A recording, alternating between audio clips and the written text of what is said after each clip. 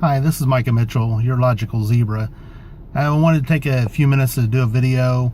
I'm sorry I didn't get one done last Saturday. There was a family emergency. It took up multiple days, so I guess I should have had a few videos in the tank just in case. But at any rate, I was going to do a video about free speech, and I'll get to that at some point. But today happened, and what happened today is that you see me. I'm not exactly a dark guy. I don't have my afro anymore, so there shouldn't be anything about me that really jumps out at somebody saying that I'm biracial, and which I wouldn't care if there was. Just making a point. So this morning I made a trip for my mother-in-law to go down and get some food, and so I pulled into a local establishment, store. I'll say it wasn't Walmart, because that's probably where everybody's mind will go. They get enough of a black eye as it is. But I won't name the store just because it doesn't matter, because it wasn't their problem. But as I pulled into the parking lot of this place, there were some handicapped parking spaces in front of me, and then immediately to my right were two empty parking spaces. Another car had pulled in front of me and turned right and was driving along the rear aisle. So I pulled through these parking spaces into the one to the front. I got out of the vehicle. By that time, the car that had pulled in front of me had gone down to the end of the aisle, looped around, and was coming back. Slowed down in front of me, rolls his window down, and very loudly says, "Hey, I was gonna park there, nigger." And of course, I just gave him the raised eyebrow, and he pulled on over to one of the side parking spots and pulled in. So I decided I was going to wait on him for a minute. I wasn't going to be angry, or definitely not do anything violent, but I wanted to say something to him, and about his ignorance. And so he pulls into his parking spot, sits there for about 15 seconds, then apparently thought better of things and backed out and left.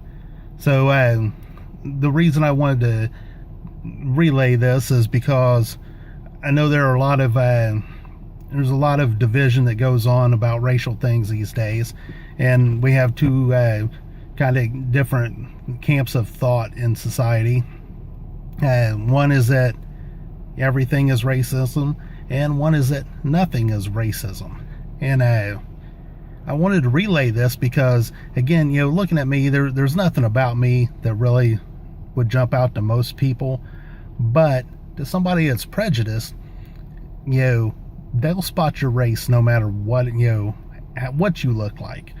And so, if something like that happened to me, and that's not the first instant. I had a situation at another grocery store not too long ago. Nothing was said, just a woman saw me, got back in her car. I mean, she looked like she saw somebody coming to attack her or something. Got back in her car, waited on me to get all the way up by the store. In the meantime, there was another guy, a white guy, that was coming up the aisle by the time I got up to the store. And I looked back, she had no problem getting out and walking up and right in front of him. But when she saw me, she got the look on her face, got back in her car, and waited on me to get up to the store.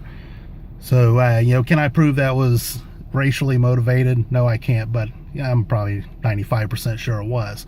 So, I guess my thought is, if things like that are happening to somebody that looks like me, imagine people who have the afro, have the much darker skin than I do. Their race is not in question at all. Think about Hispanic people. We've got people around here, a lot of mini marts, and people get on our local Facebook pages and go off about I won't use their terms, but complain about the Middle Eastern people putting up these convenience stores, and they use racist terms to refer to them. So, the idea that there's none of this going on, that it's all in the past, and that, black people are making a lot of to do about nothing, it's not true. It is going on. Is it, at every turn? No. Is every white person guilty of being a racist? Absolutely not. The vast majority are not. And that's something that's got to stop too. White people can't be assumed racist just because they're white. Just the same as black people can't be assumed to be violent or anything else just because they're black. We've got to stop the generalizations about each other. We got to start dealing with each other on a person-to-person basis.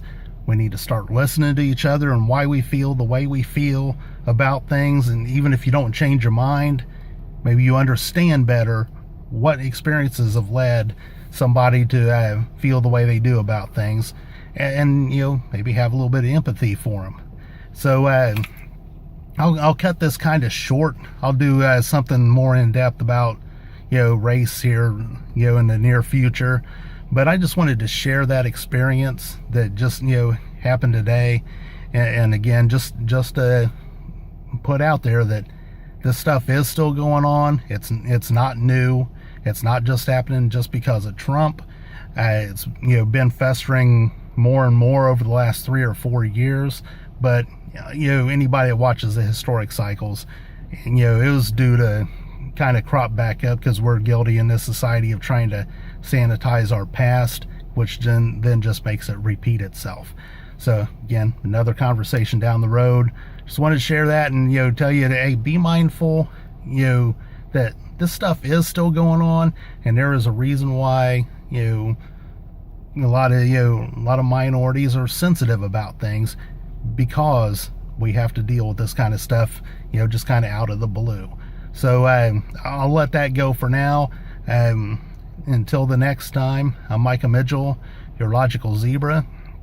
As always, when something happens, stay calm, think it through, and stay logical.